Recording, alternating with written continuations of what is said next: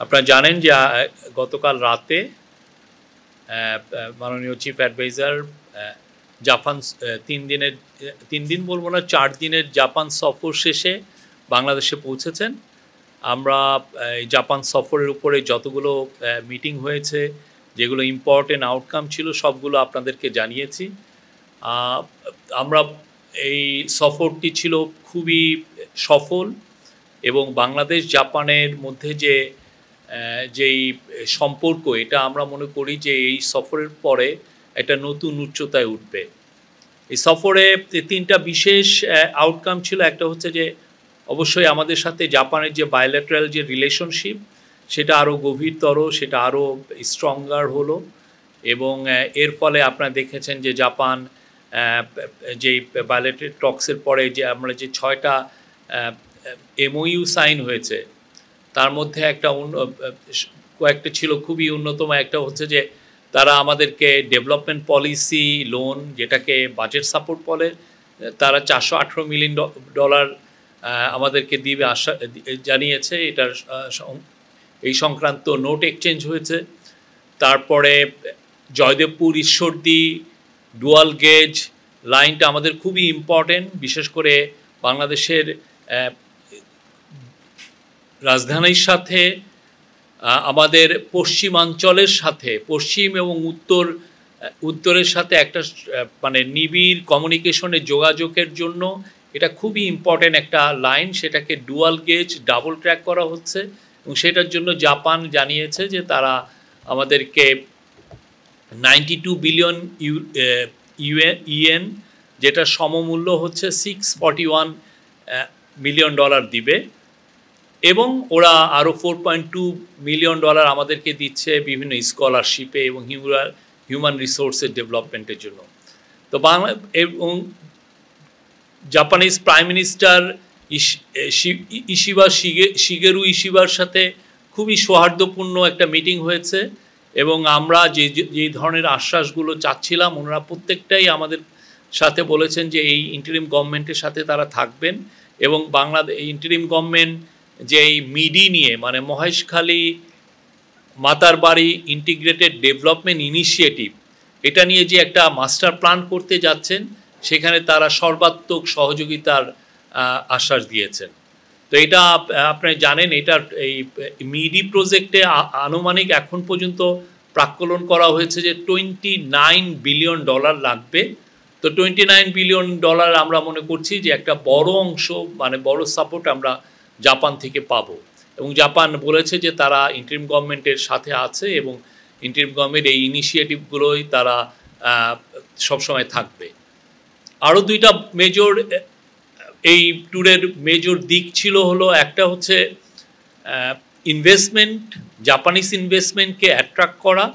আপনারা জানেন প্রফেসর ইউনুস বারবার বলছেন যে বাংলাদেশকে একটা ম্যানুফ্যাকচারিং হাব হিসাবে ওনার স্বপ্নটা বাংলাদেশকে একটা ম্যানুফ্যাকচারিং হাব হিসেবে ট্রান্সফর্ম করা। তো এই স্বপ্নর জন্য যেটা লাগবে, আমাদের প্রচুর ফরেন ডাইরেক্ট ইনভেস্টমেন্ট লাগবে। জাপানিজরা জানেন পুরো পৃথিবীতে তারা এখন ইনভেস্ট করছে। তারা আগে যেটা ছিল, তারা নতুন একটা পলিসি নিয়েছে, সেটা হচ্ছে চায়না +1। আগে ওদের অনেক ইনভেস্টমেন্ট চায়নামুখী ছিল, এখন চায়নার বাইরে যেয়েও অন্যান্য দেশে তারা ইনভেস্ট করছে। তো আমাদের চিফ অ্যাডভাইজার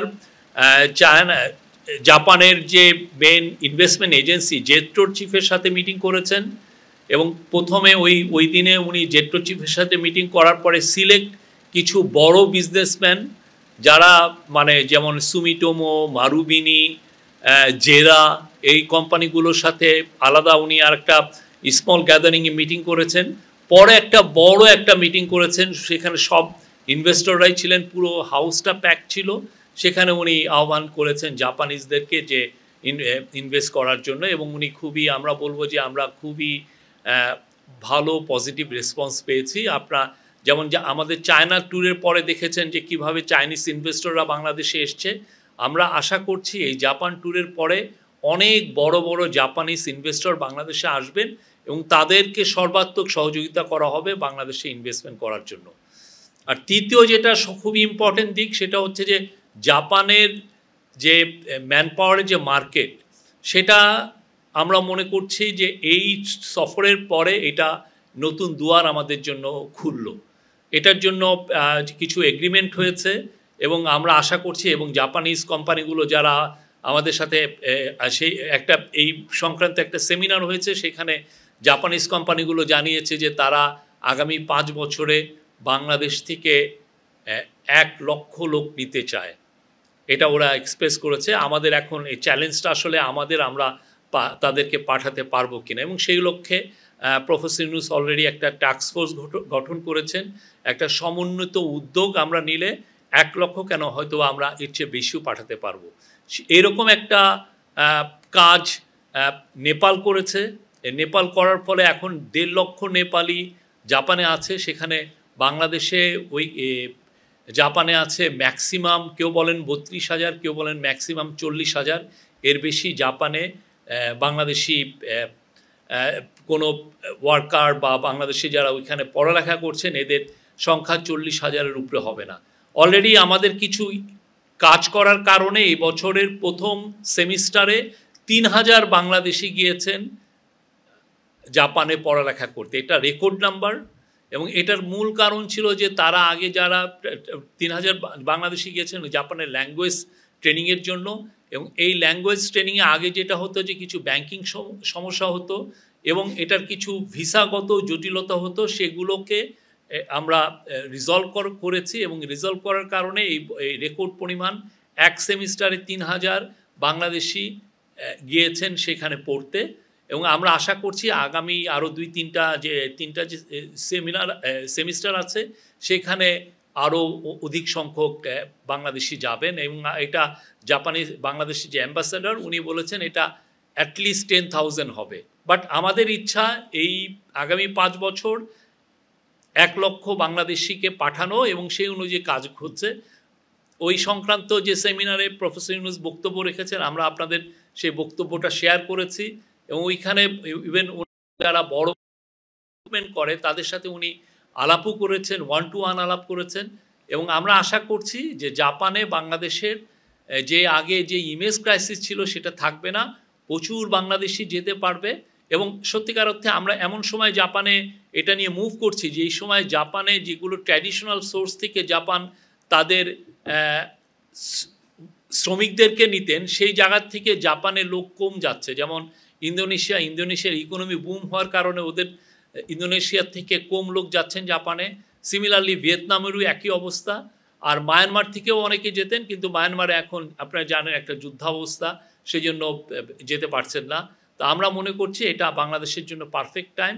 এবং আগামীতে আমরা মনে করি যে প্রচুর সংখ্যক বাংলাদেশি যাবেন। এটা একটা বাংলাদেশের ইম্পর্টেন্ট ম্যান পাওয়ার ডেস্টিনেশন হবে। এই ছিল এই ট্যুরের মূল আউটকাম। এছাড়া উনি জাইকা মিটিং কয়েকজন মিনিস্টারের সাথে কথা বলেছেন, জাপানিজ বিজনেসম্যানদের সাথে কথা বলেছেন। এটা ছিল খুবই একটা সফল ট্যুর।